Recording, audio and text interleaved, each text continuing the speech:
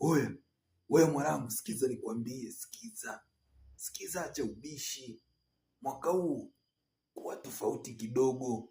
Punguza sana kuzungumza mambo yako, punguza kushare na watu habari zako,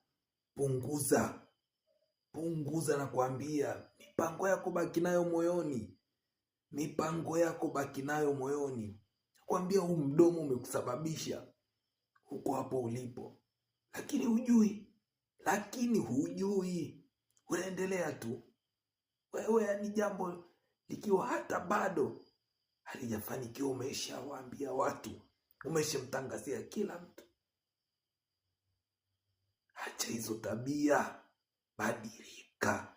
Unataka kusonga mbele, badilika.